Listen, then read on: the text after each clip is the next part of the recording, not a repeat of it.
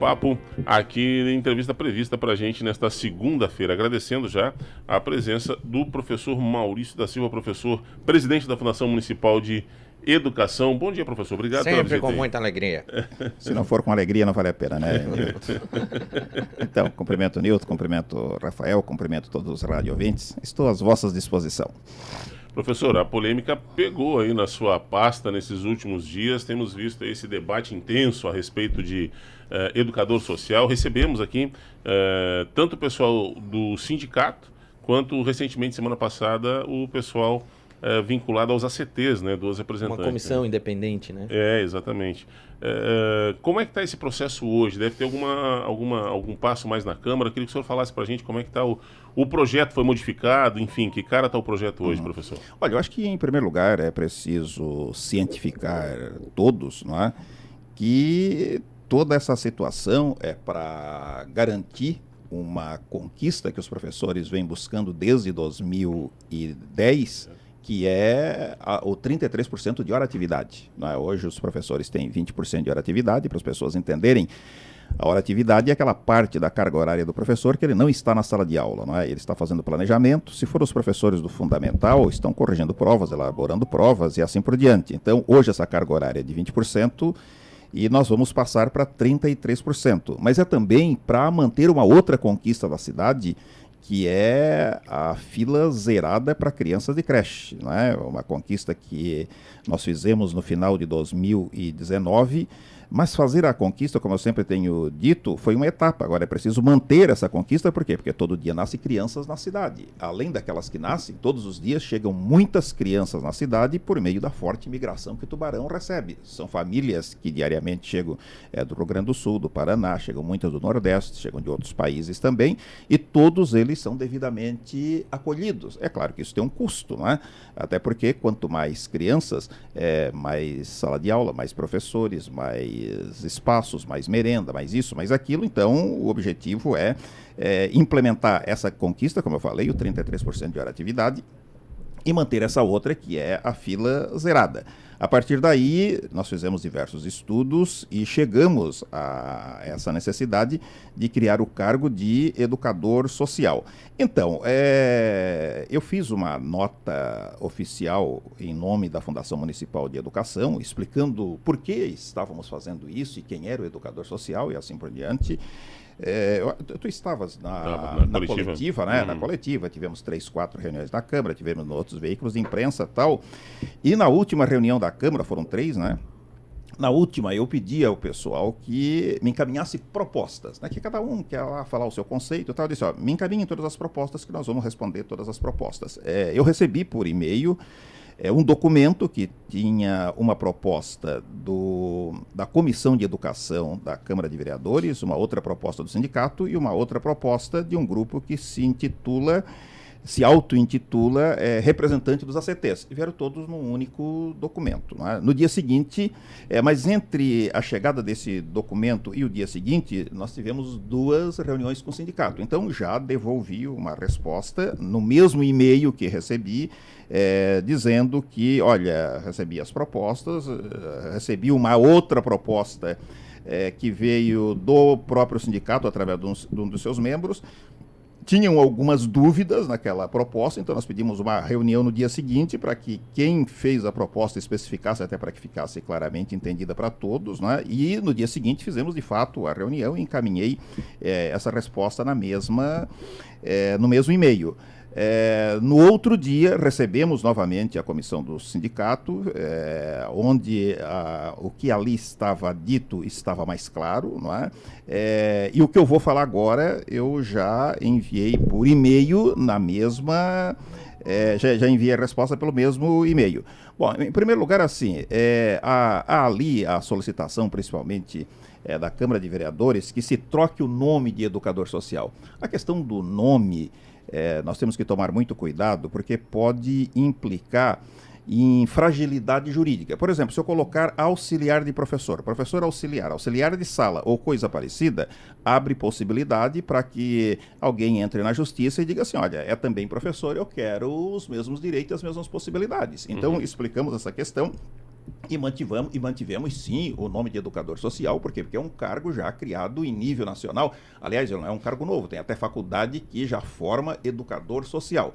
É claro que, como nós precisamos desse profissional para uma função específica, as atribuições desta função já foram todas aprovadas na Câmara de Vereadores também, que estão explicitados naquele documento que eu publiquei lá no início, explicando tudo que eu falei ali na coletiva de imprensa, etc, etc. Então, justifiquei nesse documento dizendo que se nós fizéssemos essa mudança, nós poderíamos estar incorrendo em inconstitucionalidade, se daí há mais um outro prazo, né? A outra questão que era... Mas, professor, só para pegar esse gancho aí da insegurança jurídica. Sim. O nome educador social, a função dele vai ser mais ou menos dentro das diretrizes da BNCC, do Ministério da Educação, tal, vai colocar ele na educação, vai colocar ele de forma direta na educação de uma criança. Também não é um argumento frágil dizer que não vai mudar por conta de uma possível questão jurídica? Não, Nilton, porque já no primeiro documento nós esclarecemos de forma assim, fizemos um desenho, né, colocando que o educador social ele não vai dar aula. O educador social ele vai atuar no momento, entre 10h30 da manhã e 2 da tarde, que é a hora do almoço e do sono das crianças. Ele não vai dar aula. Mesmo assim, ele é um profissional, e isso já está explicado lá naquele documento, que em primeiro lugar ele é formado em pedagogia. Ou seja, ele tem curso superior de pedagogia. Inclusive, alguns disseram que nós estávamos contratando babá, não é? Com uma clara discriminação contra as babás, não é? E pode ter babá de curso superior também, não é? Não vejo nenhum problema, mas está lá claro na lei que é uma pessoa formada em pedagogia, não é? Agora, mas isso na lei que foi enviada sim, na lei aprovada na Câmara. Mas não só a pedagogia, também abria a possibilidade de contratação de outros profissionais, que é uma das reclamações também dos professores. Não, mas aí essa reclamação ela não tem nenhum fundamento, sabe por quê, Nilton? Porque quem administra tem que estar olhando lá na frente. Por exemplo, eu não posso fazer um concurso e acontecer como aconteceu no município do Capivari, que tu não tem profissionais suficientes. Então eu tenho que me precaver disso. Por exemplo, eu faço só para pedagogos. E se não tiver pedagogos suficientes, como é que eu faço? Vou dar uma outra informação. Vou apenas divulgar, porque vocês são da imprensa, vocês devem saber, não é? O atual secretário de Educação do Paraná, ele vai ser o próximo secretário da Educação de São Paulo. Sabe por quê? Porque no Paraná não tem professor. E ele resolveu o problema. Em São Paulo não tem professor. Então ele foi chamado pelo próximo governador para resolver o problema. Então eu não posso fazer um concurso restringindo uma função, porque eu posso não ter os profissionais suficientes para aquela função. Então, em primeiro lugar, é o pedagogo. Agora, se não tiver o pedagogo, eu tenho à disposição o assistente social ou o psicólogo. Eu tenho que me prevenir disso. Mas a lei não diz que a prioridade vai ser pedagogo. O edital vai esclarecer isso.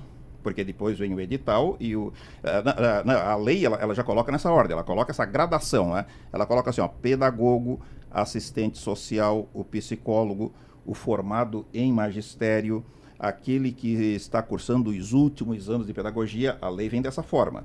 E o edital, ele vai esclarecer que os primeiros classificados vão ser os pedagogos, aí depois dos pedagogos é que vem os demais. Então, como administrador, eu tenho que ter ali um cadastro de reserva para a hora da necessidade. Eu não posso começar o ano letivo e depois dizer para os pais assim, olha, tal hora não vai ter profissional porque não se apresentaram para o concurso. Então, vão ter os pedagogos. Se os pedagogos forem insuficientes, se não tiver número suficiente de pedagogos, aí nós vamos ter os outros profissionais. Não é? Outra questão que se falou muito foi que teria menos professores ACTs no ano que vem. Já esclarecemos em entrevistas, em falas, e respondi agora também. O número de professores de 2023 vai ser exatamente o mesmo número de professores de 2022. O a mais é que vai ser o educador social, para que vocês entendam como é que isso funciona. Uma criança... Tem como falar em números, até porque nós entrevistamos os profissionais, eu questionei, eu chutei um número assim, por exemplo, se tem 1.000 professores em 2022, o professor Maurício garantiu que em 2023 vai ter os 1.000 professores também, o a mais exatamente isso. Mas tem números para exemplificar isso, que eles falam, mas ele nunca mostrou isso no papel, se vai funcionar ou não. Está mostrado sim, e agora eu vou falar aqui no rádio de forma que todos entendam. Como é que funciona a educação infantil? A educação infantil, A criança entra às 7h30 da manhã e ela sai às 18h30. A criança fica 11 horas conosco. Como é que uma criança é atendida hoje? Como é que uma turma é atendida hoje? Hoje uma turma é atendida por um professor de 40 horas e um de 20 horas. Hoje, um de 40 e um de 20. Como é que vai ser no ano que vem? O de 40, o de 20 e mais o educador social. Por quê? Porque o de 40 e o de 20, Nilton, eles vão ter mais horas fora da sala de aula. Então eu preciso de alguém, e o educador social está entrando aqui nesse período para poder viabilizar o de 40 e o de 20. Então o professor de 40 horas e o de 20 horas que tem neste ano, ele vai permanecer no ano que vem. É por isso que durante toda a entrevista, eu acho que o Rafael estava lá na coletiva, né? Durante toda a entrevista eu disse, o número de professores ACTs deste ano vai ser exatamente o número de professores ACTs do ano que vem. Mas o senhor tem esses números, não? Agora eu vou falar dos números. Esses números, Nilton, eles não são números fixos. Eu vou explicar por quê. Em primeiro lugar, quem é o professor ACT? O professor ACT é aquele que atua na vaga não ocupada por um titular. Então, primeiro você acomoda o titular.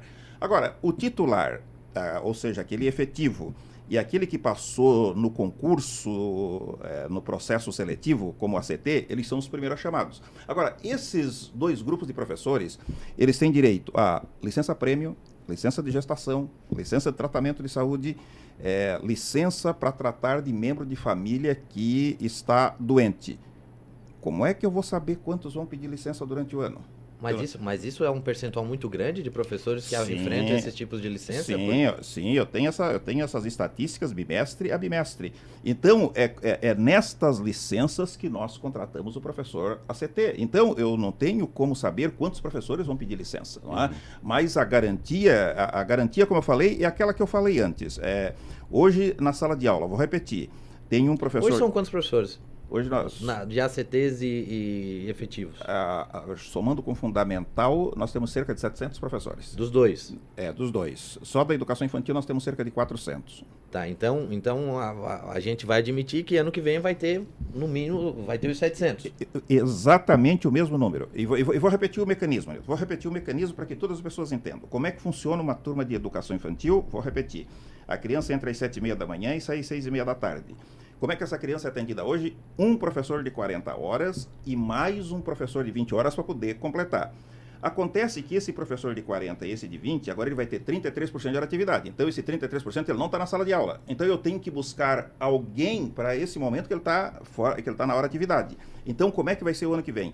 Permanece o de 40 e permanece o de 20. Então, permanece o mesmo número de professores. E entra o educador social nesse período que o professor ele está na sua hora de atividade. Então, o número de professores do ano que vem, repito novamente, é rigorosamente o mesmo número de professores deste ano. Professora, uma crítica que a gente ouviu, não só dos ACTs, mas também do pessoal do sindicato, é que justamente essa liberação, voltando aí a liberação para assistente social e psicólogo, porque como eles não têm a formação de educadores, né, eles têm outra formação, eles não seriam aptos a estarem na educação. Vamos lá, desde que a criança chega na escola, entende-se de que ela está sendo educada, né? E a crítica é essa. É uma diretriz da própria Fundação de Educação, educar não só dentro de sala de aula, né? É uma diretriz, todo o processo, nas 11 horas que a criança está lá, inclusive na hora da alimentação, na hora do soninho, tem que ter Aliás, uma das representantes dos ACTs falou até com um tom mais emotivo, dizendo, a gente ouviu muito isso do professor Maurício. O professor Maurício nos cobrou que a criança esteja sempre sendo educada aqui. E como é que se posiciona nessa questão? Assim, ninguém tem mais cuidado com a educação das crianças do que nós. Aliás, eu já perguntei em algumas entrevistas e vou perguntar aqui novamente. Estas pessoas que têm tanto cuidado com as crianças, onde é que elas estavam quando tinha 1.440 crianças fora da escola?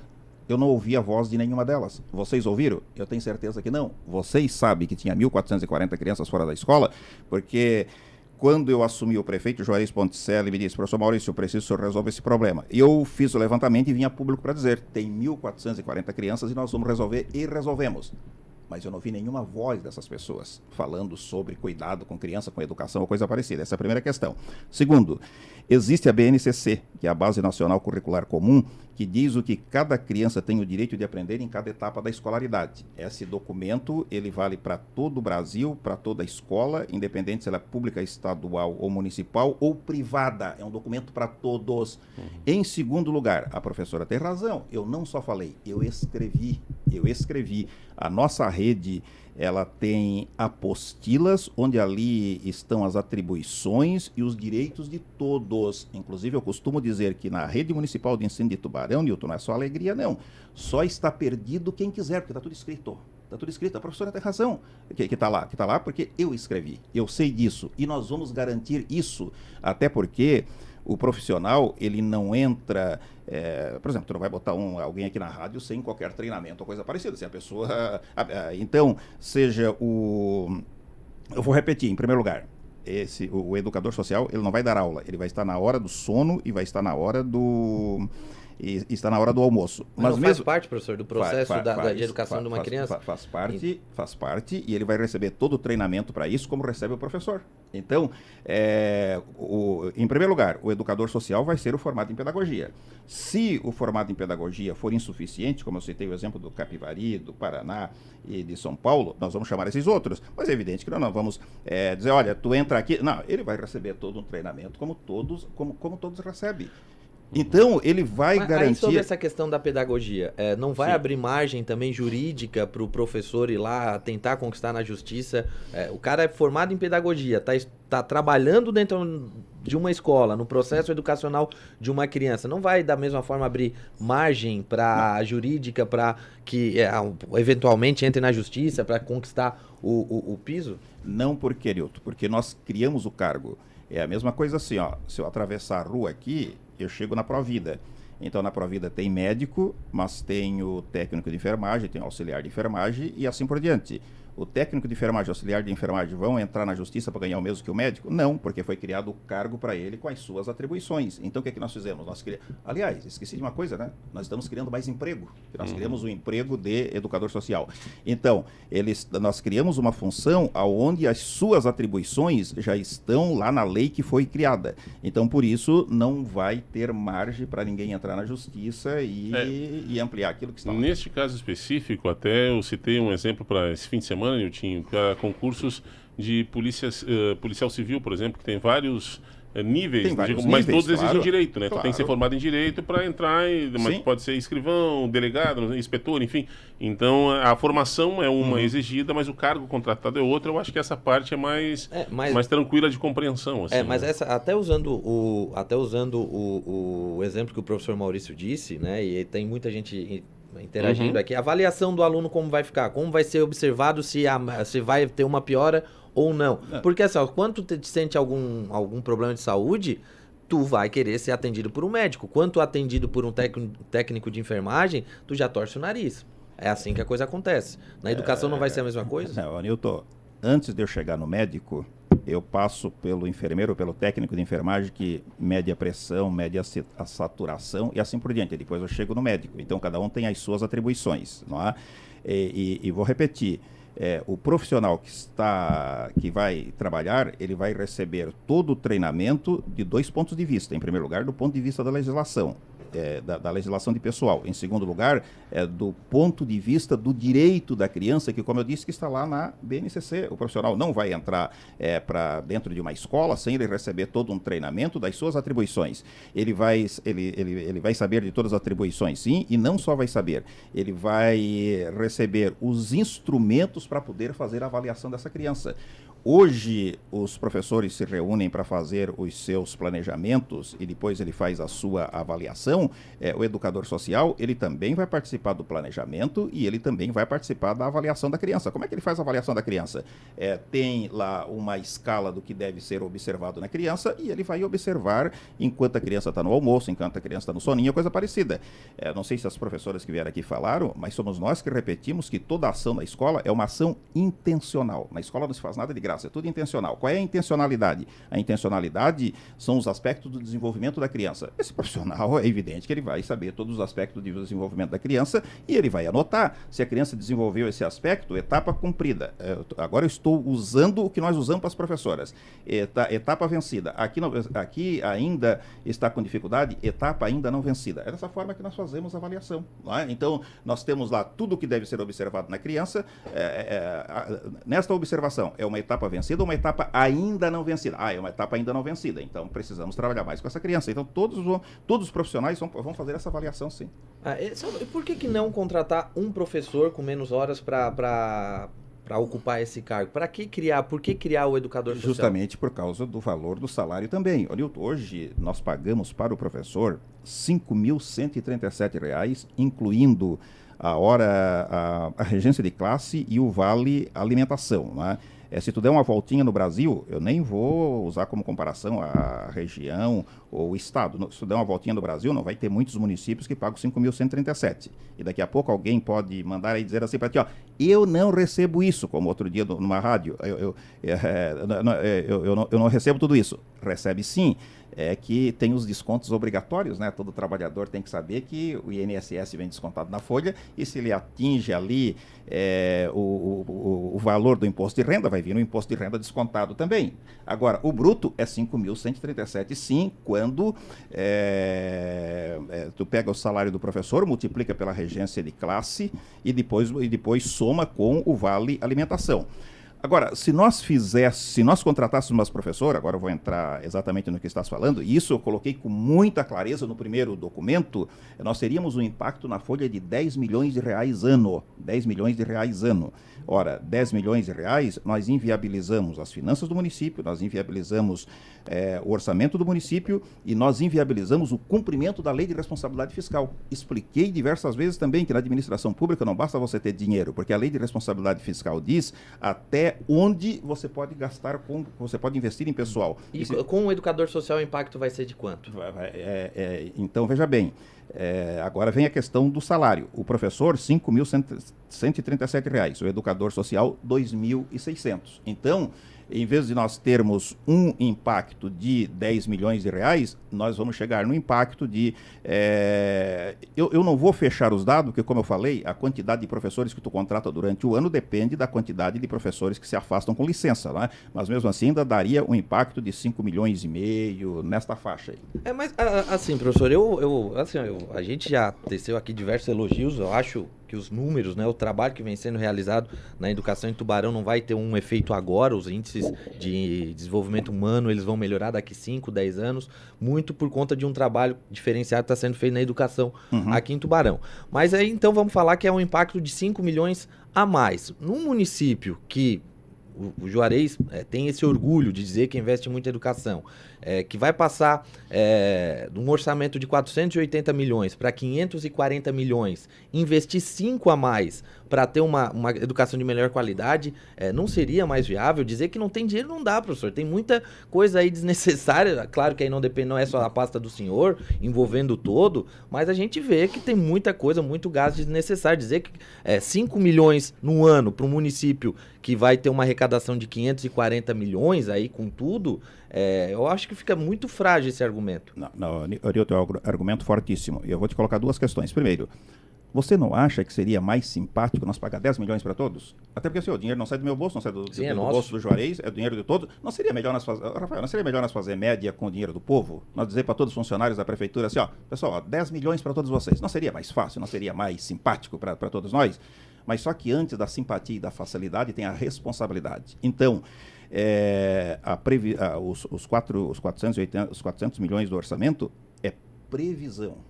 Orçamento é previsão. Não, os 480 desses milhões já foram executados, né? Sim. A previsão para o ano que vem é 540. Usasse a palavra mágica. Previsão. Isso. Se ela vai se confirmar ou não, é outra coisa. Então, o que é fazer um orçamento?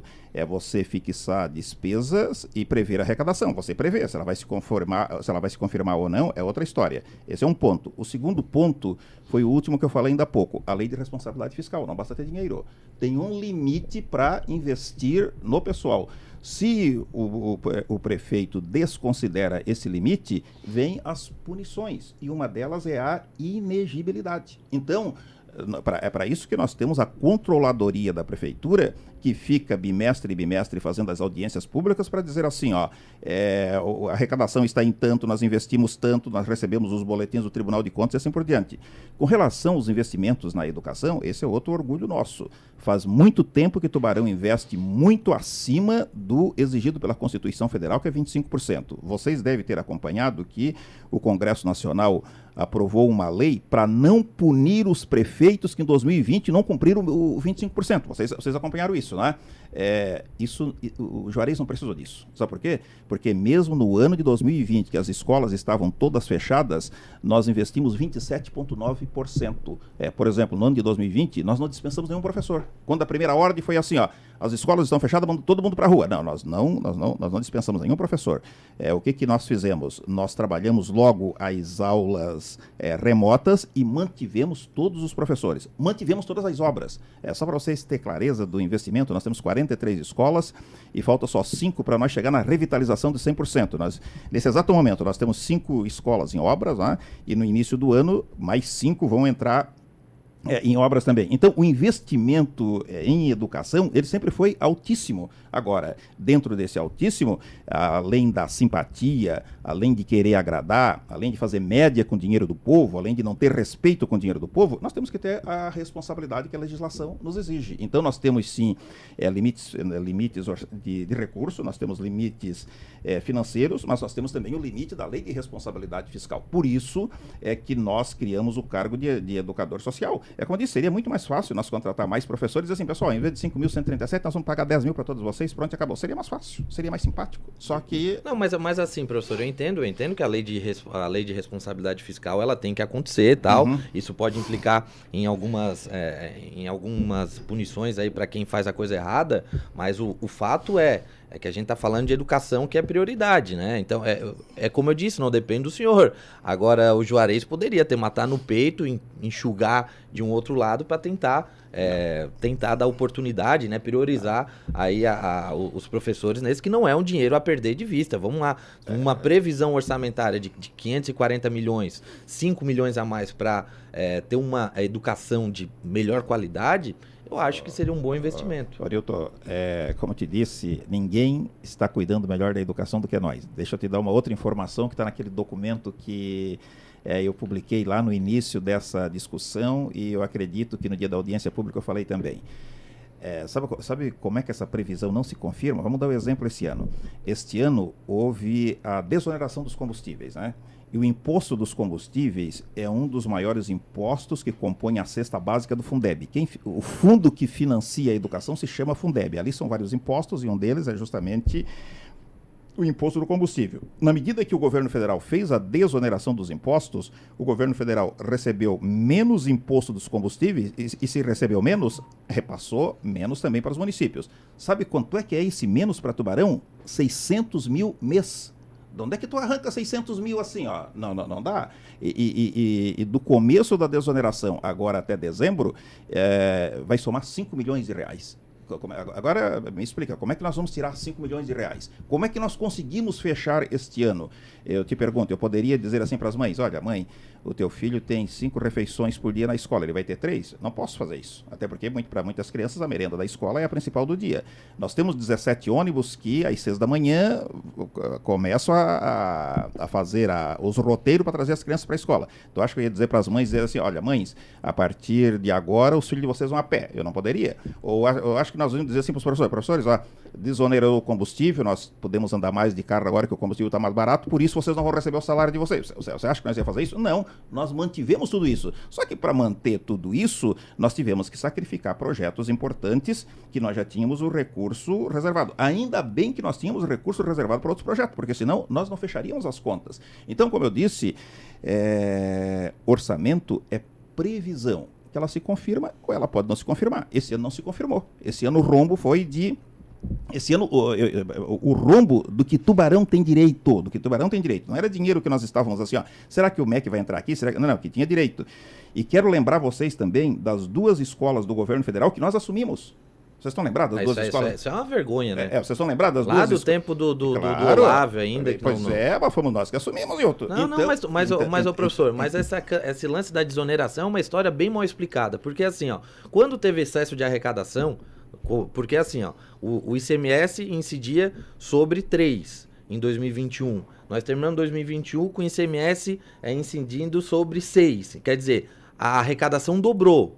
Aí os prefeitos não vieram a público, nós tivemos mais dinheiro por conta, porque o preço base diminuiu. Agora que quando falta, aí não dá para fazer isso ou aquilo, porque faltou o dinheiro do ICMS do combustível. Aí não dá, né, professor? Nilton, caiu o fundo de participação dos municípios, que é o retorno que o município tem direito. Agora eu estou falando do município. Sim. E os 600 mil menos mês, eu estou falando só da educação. Eu não estou falando da saúde, eu não estou falando dos outros setores do município. Não, eu estou falando só da educação. Sabe por quê? Porque eu tenho um grupo de funcionários que a finalidade deles, as atribuições deles, é justamente acompanhar os recursos. Então, eles estão todos os dias na frente do visor. Professor, hoje caiu tanto, hoje caiu menos tanto. A situação ficou tal que eles ficam o dia inteiro acompanhando o que o Ministério da Educação está fazendo. E como eu disse, foram 600 mil menos por mês. 5 milhões menos neste ano. E não tem pé de dinheiro, não tem potinho de ouro, não tem nada. Ou você tem o dinheiro ou não tem. Eu entendo uma série de questionamentos, professor, e eu me permito até, se eu estiver equivocado, o senhor me corrija aí, eu acho que o projeto foi sendo ajustado de acordo com as críticas aí. Eu não tinha entendido, quando o senhor apresentou, a prioridade para os pedagogos na educação social. Eu entendi que poderia ser ou assistente, ou psicólogo e tal. O senhor está colocando, então, que se houver pedagogos suficientes aí serão só pedagogos que vão entrar. Agora, na falta de pedagogos, aí sim se abre para essas outras categorias formados também e que aí serão preparados, então, para entrar. Quer dizer... Interpretasse de forma correta, é isso mesmo. Tá. Sobre essa questão da discussão também, professor, mais uma vez a Prefeitura de Tubarão mandou um projeto em regime de urgência que não conseguiu ser discutido, foi levar de barriga, pegou muitos de surpresa. Não faltou um pouco mais de discussão aí nesse projeto? Sequer a Comissão de Educação pôde avaliar direito o projeto? Nilton, 2 questões. Primeiro, o regime de urgência, ele não é uma ilegalidade. O regime de urgência, ele está previsto no regimento da Câmara de Vereadores. Então, é um ato legal, o regime de urgência. O segundo ponto a ser ressaltado, a questão é de urgência, sim.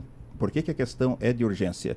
Porque nós precisamos deste profissional, e também já conversamos com o sindicato, que eu não sei se vamos conseguir, para o início do ano letivo. Agora, como é que se contrata um profissional na esfera pública? Primeiro, ele vai ser contratado por processo seletivo.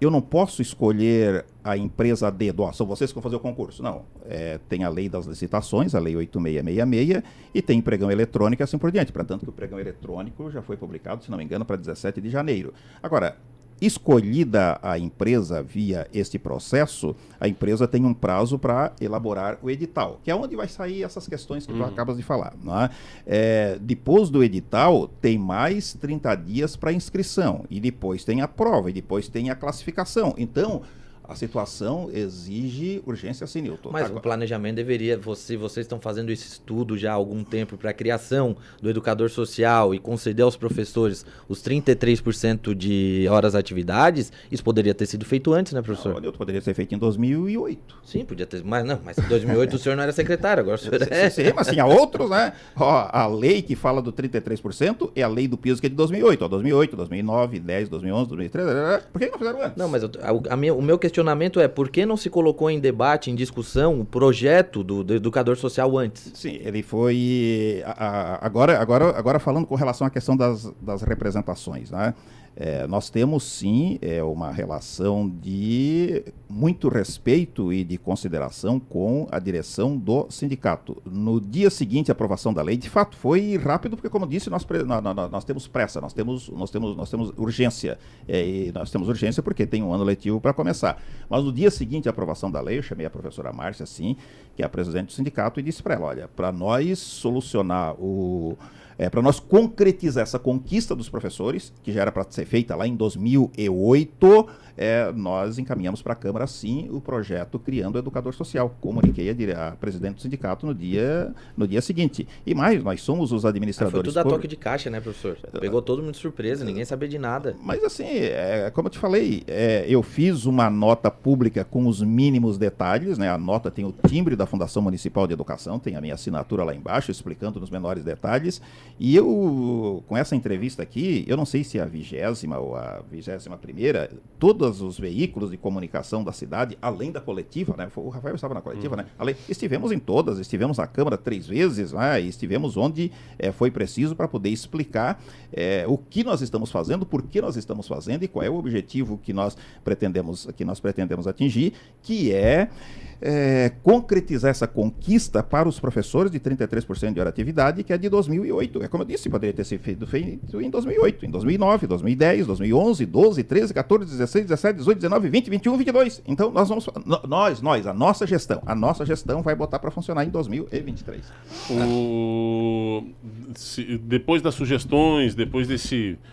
ajuste final, o senhor acredita que passe o projeto? Tem alguma... Já está aprovado. O projeto já está aprovado. Sim. O projeto não vai sofrer nenhuma alteração dentro daquilo. As solicitações feitas na comissão de educação e também pelo sindicato, então não vai mudar nada, vai continuar da forma que vocês aprovaram. Não, o projeto ele vai continuar, e eu já expliquei isso no ofício que botei no e-mail para a Comissão de Educação da Câmara, por essas razões que eu acabei de falar. Não adianta nós fazer mudança que vai causar uma insegurança jurídica. Nós estamos fazendo aquilo que a assessoria jurídica da Fundação, a Procuradoria do município está dizendo. Isso aqui tem consistência jurídica, isso aqui vocês podem fazer. Então, nós estamos fazendo aquilo que nós temos segurança jurídica. Nós não vamos fazer alguma coisa que depois nos crie problemas lá na frente. E isso eu estou explicando no ofício que estou encaminhando por e-mail, né? Como recebi por e-mail, estou devolvendo por e-mail também, né? A Comissão de Educação da Câmara.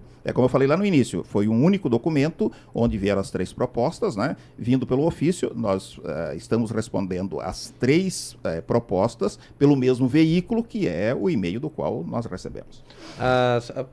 Tem muita pergunta, mas o nosso tempo está ficando escasso. A gente recebeu uma informação de que essa questão de comprar vagas na iniciativa privada, ela se mostrou totalmente eficaz, né, no processo de educação, porém a ideia do projeto, do processo é tu comprar as vagas quando falta das escolas públicas. E a gente recebeu a informação que a prefeitura, a fundação, está contratando vagas mesmo com vagas nas escolas públicas. Isso procede, não procede? Informação falsa.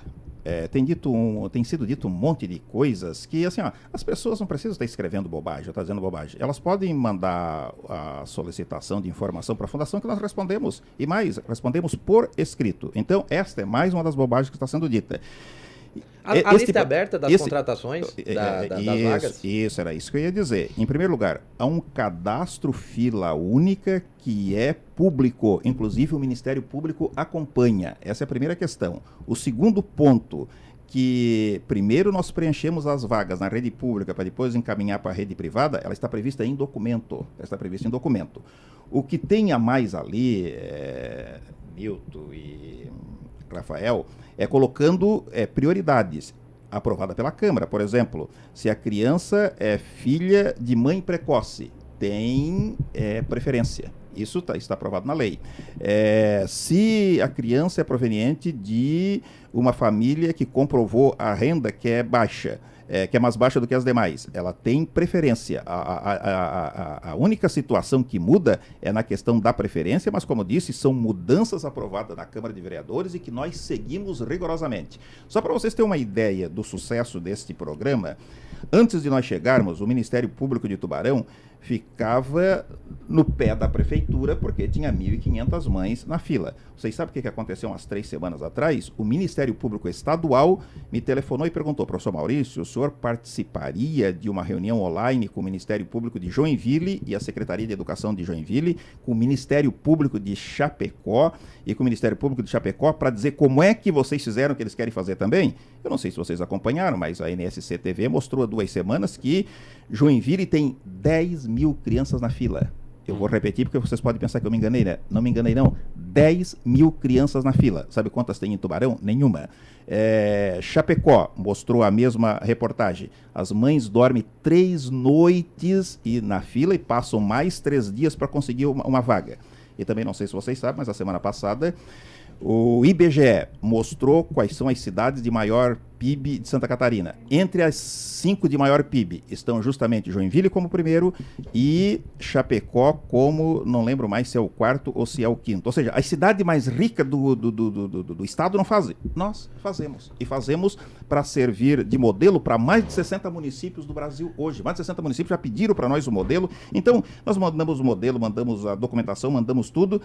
Mas mesmo assim, como fez a secretária do município de São José, professor Maurício, com tudo isso, vocês atende a nossa equipe? Atendemos. Até porque, eu sempre digo, se um outro município estiver à frente num ponto nosso, nós vamos lá pedir ajuda para eles também, vamos lá perguntar para eles como é que eles fizeram. Então, todos os municípios que perguntam para nós podemos copiar o modelo de vocês? Copiem, não tem problema. Sobre essa questão das credenciadas, os polos tem gente perguntando aqui, que eu acho que é até uma reivindicação justa. Por que os polos, já que a demanda é menor, por que não são feitos nas escolas públicas e sim nas credenciadas?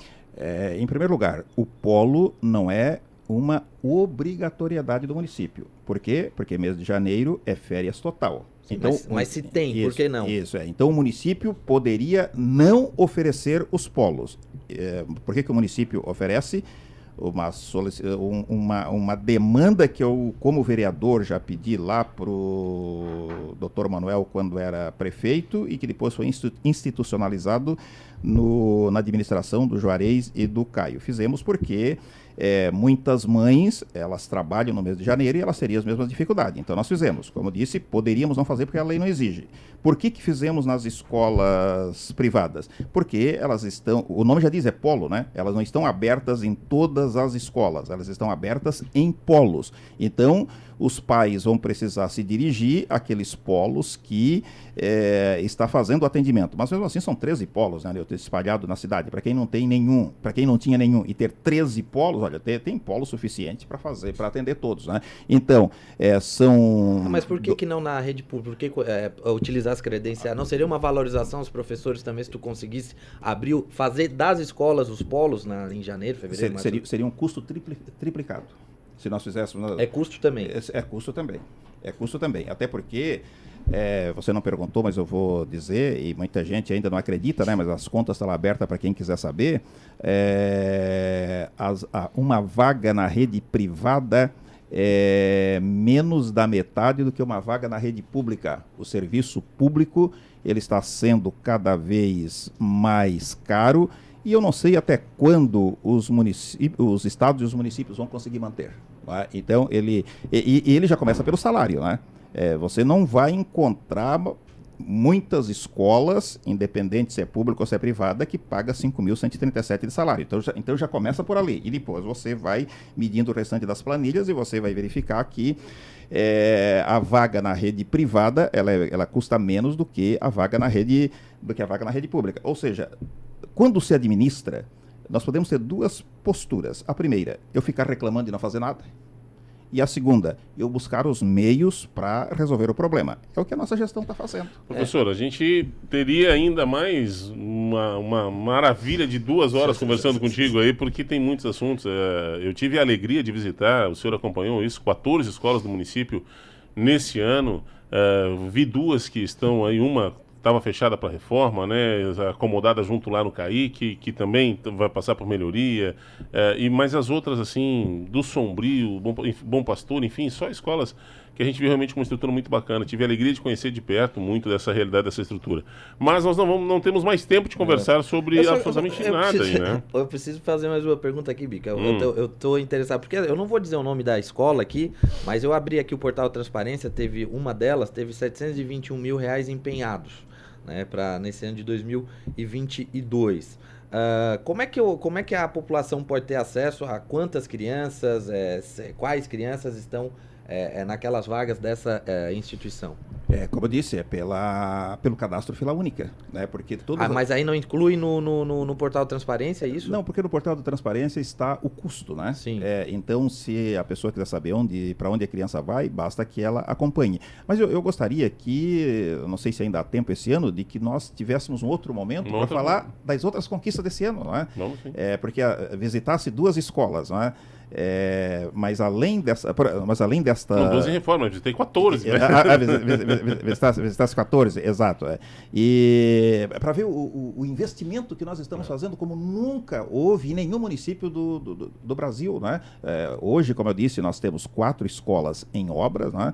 Aqui a escola Manuel Rufino Francisco, nós estamos reformando 100%, trocando o layout da escola, tirado toda a cobertura e tal. É essa escola que está estudando no CAIC, que trocamos toda a cobertura também. O CAIC, 30 anos de história e 30 anos de abandono, chovia por tudo. Já trocamos quase todos, já estamos concluindo lá, né? A Maria Emília Rocha, aqui no bairro Recife, que nós vamos fazer uma outra escola, modelo Mauá, do outro lado da rua. Ou seja, já temos dinheiro em caixa para mais 5 escolas para o ano que vem. Então, Nilton, nós temos que dosar... E aquele ginásio lá do Sertão dos Correios? Isso, o ginásio do Sertão dos Correios. Vai sair começa, não, tudo isso já tem dinheiro em caixa, né? Tudo isso já tem dinheiro em caixa. Então, temos dinheiro em caixa para o prédio novo da Maria Emília Rocha, para o ginásio de esporte da João Hilário Melo, no Sertão dos Correios, dinheiro em caixa para o Pirlim Pimpim, que é um CI aqui no São João, dinheiro em caixa para ampliar o São Judas Tadeu e dinheiro em caixa para a quadra coberta do Bom Pastor, que foi uma das escolas que você visitou também aqui no bairro Bom Pastor. Então, nós temos que também equilibrar o investimento, porque além do pagamento do professor, que, como eu disse, é um salário que você não encontra, que você encontra muito pouco no Brasil, nós temos que fazer os investimentos nas escolas como fizemos, né? Um número assim, que me abismou quando eu cheguei na fundação: 80 salas de aula sem climatizador. Eu fiquei imaginando como é que seria o verão dessa turma na sala de aula, né? 80, nós climatizando rigorosamente todas, né? 8 escolas que não tinham sala de professores, escola que não tinha banheiro de professores, escola Arino Bressan, não tinha banheiro para professores. Então, nós encontramos esta realidade e estamos transformando ela em 100%. E Arino Bressan hoje tem uma estrutura realmente maravilhosa. Mas se tiver um outro momento para que a gente possa falar da conquista do IDEB, da conquista dos exemplos que nós estamos exportando para o Brasil com relação à merenda, se tiver outro momento, eu gostaria para a gente fazer um balanço do ano e até as perspectivas do ano que vem também. Se nós não formos demitidos hoje pelo nosso atraso, a gente com certeza terá... Professor, a porta aberta para o senhor aqui. Eu não sei qual vai ser o seu período de férias, mas a gente recebe aqui... Eu posso intervir para que você não seja demitido? Por favor. Então o Eric está ali na passada, o senhor já dá um abraço nele, peça, por favor. E o abraço já é uma sinalização, né? Já é uma sinalização. Não, vou fazer isso com certeza. Obrigado pela visita, professor. Se o senhor receber um brinde ali na saída, é porque a barra tá limpa. Parece que... Se não receber, complicou. Não deu zica, incluindo a carroça. Rafael e Nilton, presidente de fundação não tem férias. A hora que vocês acharem que for conveniente, que tiver horário, pode nos chamar, que nós viemos com a maior satisfação e para não deixar o Nilton falando sozinho, com a maior alegria. Eu quero só pedir aqui, obrigado a todos da audiência aqui. Quem não se inscreveu no canal do YouTube, se inscreva, dê essa moral para nós, dê o joinha. As perguntas, a gente tentou fazer tudo na medida do possível. Mas o professor não responde. Bom, as perguntas foram feitas. Não, foram todas. Qual não foi respondida? E o professor... Não, alguma pessoa pode achar que não tenha como tá não no tenha nosso recebido, YouTube, depois o senhor tem acesso não também. tenha recebido a informação que ela queria saber, enfim. Mas eu quero agradecer a todos. Quem puder se inscrever aí no canal do YouTube, eu agradeço bastante. Não vai faltar oportunidade para a gente interpelar aqui o nosso secretário, diretor-presidente da Fundação de Educação, Maurício da Silva. Maravilha. Gente,